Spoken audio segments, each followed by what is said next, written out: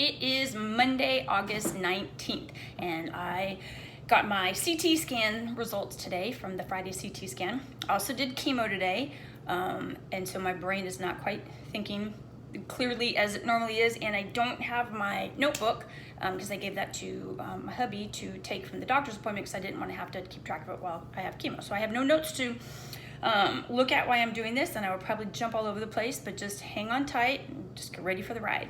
So the CT scan results were good. They were great, actually. When my doctor walked in, he didn't even say hello to us. He just walked in with a big, huge smile and said, "Good news." So that made me feel really good.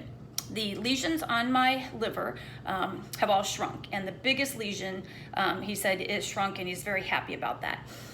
The CT scan does not show as much as a PET scan would, so he can't compare it to the last PET scan, but definitely they have shrunk, and he said some of what he's seen on the liver actually could be dead cancer cells, and he doesn't know that for sure. So even if some of that shrinkage, it could be dead, and so that's even better.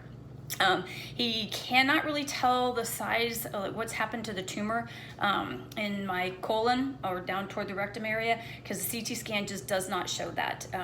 The barium that I had to drink, that's the yucky, like milkshakey kind of thing you have to drink right up to 30 minutes before you go in to get the CT scan. That shows all of your intestines, so that goes down through your stomach and through your colon and all that kind of stuff, and so that highlights all that. Well, the problem is with the colostomy, that doesn't go all the way down to where the colon is or to where the tumor is, so they don't get any results from the barium that would highlight the tumor. And then the contrast that they put in you through the IV when you're doing it shows all your vascular system, and so that doesn't really highlight that area either. So unfortunately with the CT scan, the tumor area is one place that they can't really see. He said though that it does not look like it has grown, which was good. He just can't tell how much it's shrunk. But I know just from the pressure that I no longer feel and the pain I no longer feel, that it's going in the right direction. So what's next? What's next is he's ordered another 6 rounds of chemo, so every 2 weeks. I will start those in 3 weeks though, because in 2 weeks we'll be in Alaska, so I won't be able to do chemo treatment. And he's not worried about that at all. He said that's fine. And in between those 6 rounds of chemo, I'm also going to do 2 rounds of radiation. It's called Y90 radiation. This is not the one that they do from the outside with like the laser beams or whatever that you go in every day, 5 days a week. It is, they actually run a catheter in, or I don't know if that's the right wording, up into the liver, and they are able to, and it's amazing. He showed us a video, and it's absolutely amazing what they can do technology-wise. Is where all those little cancer lesions are.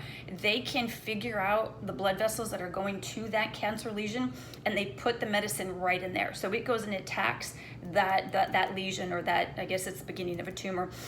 So all the lesions that I have, they'll go in and they'll attack those. I have lesions on both sides of my liver. So I'll go in one time and they'll do one side, and then I'll go in probably 2 or 3 weeks later and they'll do the other side. And I'm not quite sure why they do that. That's just what they do. It's a day procedure. You go in. It is technically a surgery, but you leave right away. It's an outpatient kind of thing. So I am not quite sure what all the side effects from the radiation are. Because one of the things that he said was during the radiation, he'll stop the chemo. So if I go in to do chemo, then 2 weeks later I go do the radiation, I would not do chemo at that same time. So there's actually chemo drugs in with the radiation.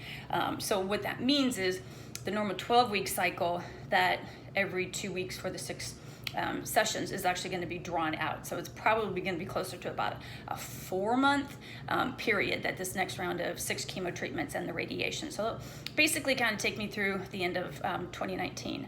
Then after they finish those 6 rounds and the 2 things of radiation, they will do a PET scan. At that point, it will be medically necessary, so we should be able to get Blue Cross Blue Shield to do it.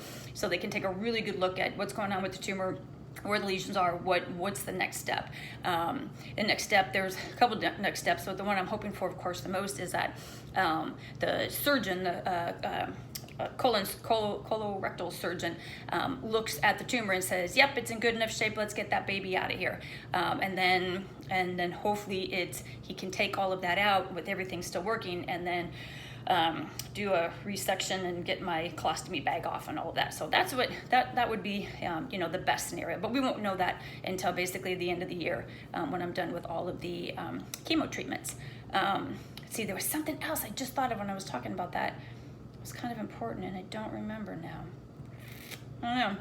It's the only downside is that since I'm going to continue doing the chemo treatments the way that I've been doing them, the whole hair loss thing is going to continue. And so at some point here, as my sister Dee said, when she was going through chemo, she waited until she looked like Jeff Goldblum in The Fly. And so definitely I'm not going to get to that point. So we'll just keep moving forward, and when it comes to that time, it comes to that time. I think that's all. I probably think of something later when I see my notes, and so I'll update tomorrow. But for now, that's it. I got my little chemo ball going until Wednesday at about 3 o'clock when I can be done with it. So all the FU whatever cancer stuff is in here, and I mean that is, and that's what they call it. It's FU5 or FU something, not FU as in, you know, FU, but FU cancer. So I'll be sleeping with that. Tonight I will be, oh, that's what I was gonna say. Tonight I will be definitely taking my little red CBD sucker. Hopefully I can sleep, because the freaking steroids that they put in this thing are just not good. And I'm also gonna take a little of my ZzzQuil, which if you have problems sleeping, ZzzQuil has been an absolute blessing. It's got a little bit of alcohol in it, so if you can't do alcohol, then you can't do that, but it makes you fall asleep. I have deep sleep. I've been getting like 9 hours of sleep every single night, well, except for the steroid night. So if you've never tried ZzzQuil and you have a tough time sleeping, try it. It does not leave you feeling like, you know, kind of out of it in the morning. It's not like a sleeping pill type feeling at all. It just helps you go to sleep, and then I guess it helps you stay asleep, because I get some really great nights of sleep when I take that. So I'm taking some of that tonight, maybe a little melatonin as well, and the CBD sucker, and hopefully I'll get more than the 45 freaking minutes I got 2 weeks ago. But if I can get more than about 4 or 5 hours of sleep, that will be the most I've gotten after a chemo infusion. So hopefully that works. All right, talk to you tomorrow.